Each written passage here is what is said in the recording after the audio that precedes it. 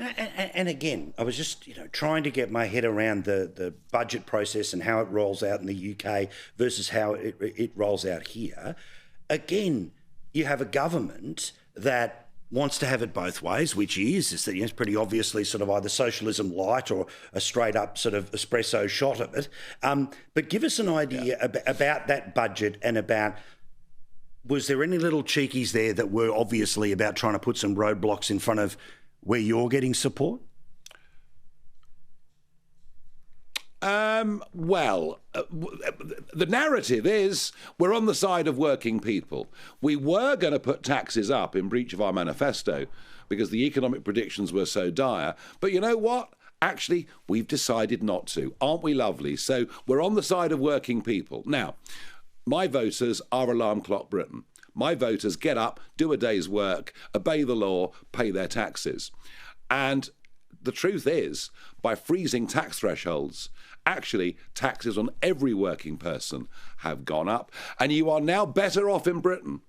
You are now better off in Britain being unemployed and having several kids than you are going to work on the average wage. That is the mess we're into.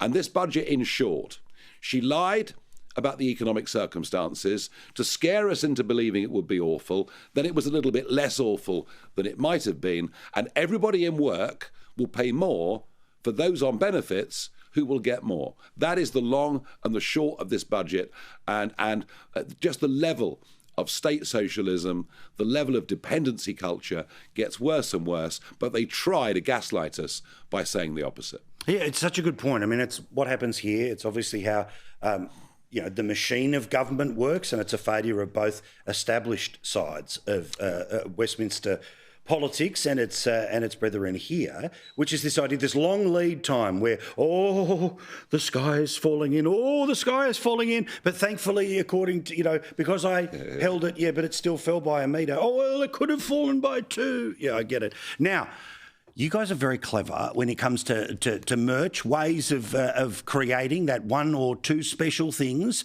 that people are willing to go over hot coals for, obviously at their own choice and no harm to their health. But tell me about a special run of T-shirts that, barely you will be able to have one. They are that damn exclusive. How many of these are there going to be? Because I love the sort of the take on the English football jersey, but how many of these are there going to be?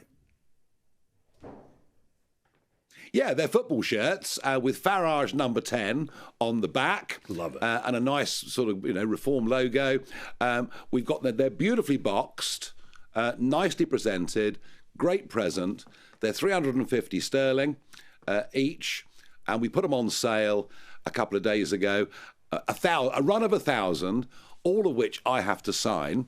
I did manage to sign 250 yesterday, and the 1,000 will be sold out probably by the end of today. So, yeah, they've gone like hotcakes. And you know what? We've had them all manufactured in the UK, and I won't say what the manufacture cost is, but let's put it like this.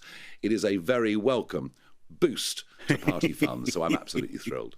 Now, I can't believe, and obviously I've had the honour of having lunch with you, spending a bit of time in London, very memorable, but this is now a prize that you are giving away that people will be able to, should they buy the thing, then they get the thing, then they get the chance. I didn't realise I was so lucky. I knew I was in the presence of greatness, but not that lucky.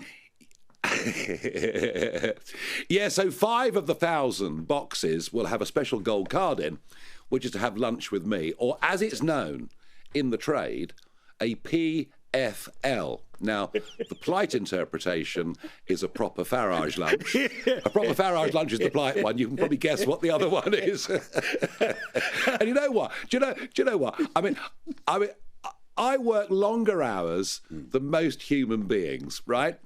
And I have to have that break in the middle of the day and a proper lunch and maybe just a glass or 2 of something with my main course. Just a little, and just the more beautiful the bird, the better. And I mean that in the eating sense, no other, old school way, but a PFL, I love it. All right, last one here. Another new party's going to make its way onto the stage. This is the one from the former Labor Party leader. It's going to be, so far off to the left that even lefties go, oh, really? But do you see much of a threat from your party? No, because they can't organise a booze up in a brewery. They're an absolute shambles. They're going to be run. They're going to be run by a committee, and the two founders of it.